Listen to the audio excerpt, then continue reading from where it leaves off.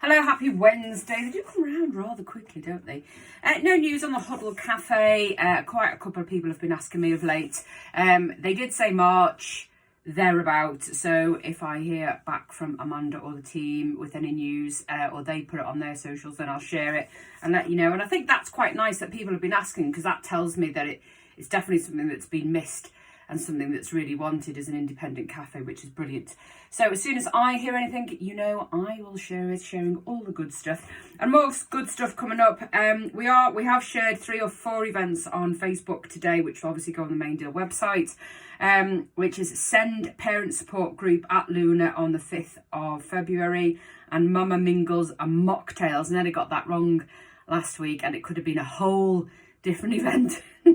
And that's on the 7th of February with the lovely Ren and Rose. Please look on the Facebook page of Luna Aura Garforth. There's so many really cool events going on, and it's an amazing space above the co-op, and you can access it the front or the back, up the stairs. So there's Amy's wanting loads of really good events going on there that are very community inspired, and also that giving places to people that to do things and events that you may not have heard of or not even think possible that could happen locally. So please do look at Luna Aura Garforth and all the events Amy's put on there. I think they did a new moon event last week, and it's just something that bit different that you might want to get involved in. And she's looking at potential other classes that she thinks that would fit in the community and the demographics. So please do go and have a look.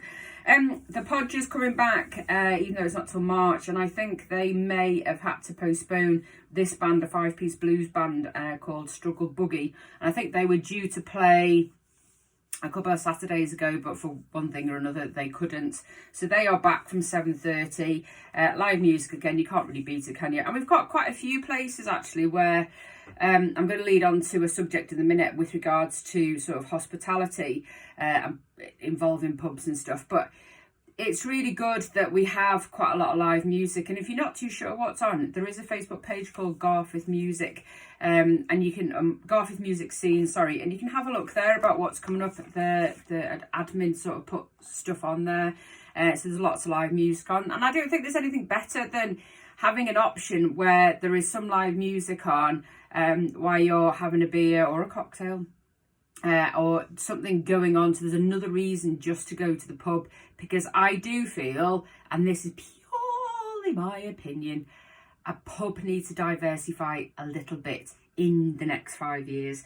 We're seeing lots of them closing around the city, and not just the city, back at home from the Wirral, a lot of pubs that I went to as a kid, 18-year-old, when you didn't know the bouncers, that are closing, and it's because they're still a pub.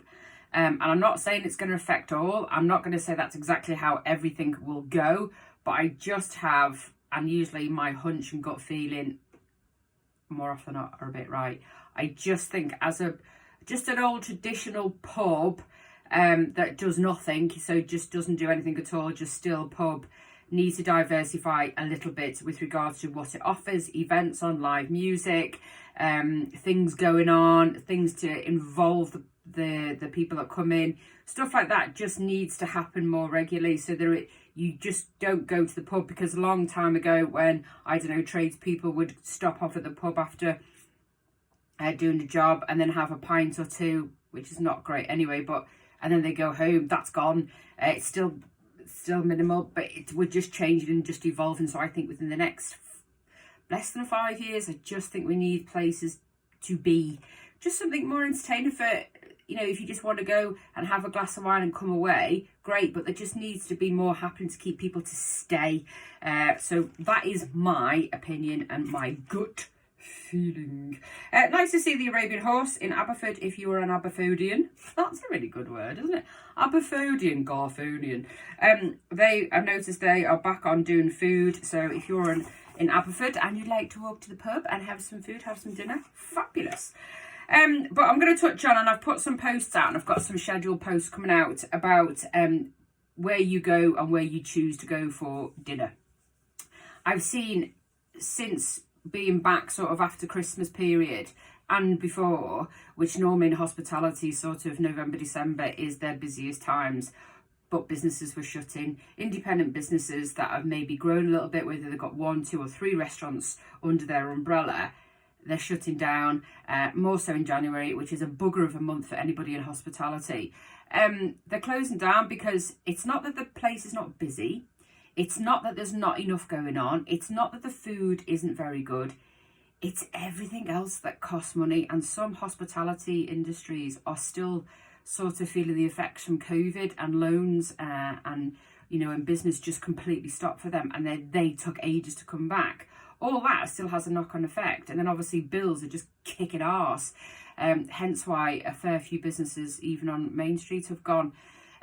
So when you do have them pennies to go out for dinner, please do look locally. A lot of people, and I did it the other day, we were going to Isgara with some friends, with some friends that we'd planned, one of them where you try and all get together and it takes 6 months to do it. And we'd planned to go out, and it was great. It was really fabulous. And we'd gone to the pub first and met a few friends, met up there, and then walked down. And some guy said, oh, you all look nice and smart. Where are you off to? And I was going, oh, it's expensive there, isn't it? I said, oh, have you been? No. So his opinion of not going yet was based on somebody else's opinion. And sometimes that's what we find why people don't go to restaurants. The food's too small. I've read 2 reviews. You don't get your food quick enough. I've read that the staff aren't pleasant. Somebody said this about them. It's really expensive. And you've based your visit or not visit going because of what somebody else has said. And it's a bit like cheese. I love cheese. I love blue cheese. Somebody else doesn't. So for me to say, I really love cheese. I know you don't like it, but I think you should have it. And it's like that.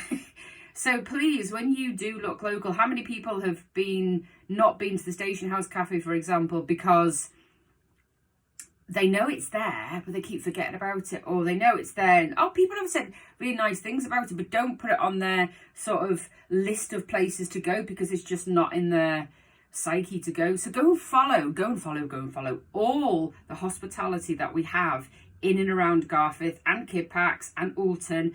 My husband loves Zoya equally as much as he loves the Saffron, but Zoya in Alton is beautiful. So if you go and follow all the local restaurants that we have in Garforth, including the pubs that do food, like the Podger that does a sizzling menu, which is really good, go and look at them and follow them so that they then pop up and give you suggestions about where you could go for dinner, or you could go for a beer, or you could go for a drink. Follow the local ones, and that's all we ask you to do is don't always think outside the box with regards to, oh, let's go to a chain restaurant or let's go into town, when actually the nice things about having something that are local and God forbid don't close is that Garforth is a 6 mile radius thereabouts if you go from corner to corner or whatever it is. Somebody told me that. How true that is, I don't know. I've never walked it and I've never got in my car from the corner of one side to the other, but you can probably walk it in, I don't know, 2 hours or something.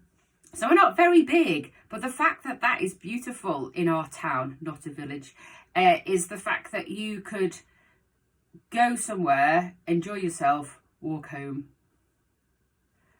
And that, actually having that, is quite lovely. So just think about it. Just go and follow them pages on socials so that you get the information when they've got to share something. Like, for example, I think we shared last week that on a Tuesday, the Station House are doing a sort of live music, acoustic music, which is nice on Tuesday evenings. And obviously, Isgara have just let out that they're doing the bottomless brunches. There's going to be other little things coming from there as well.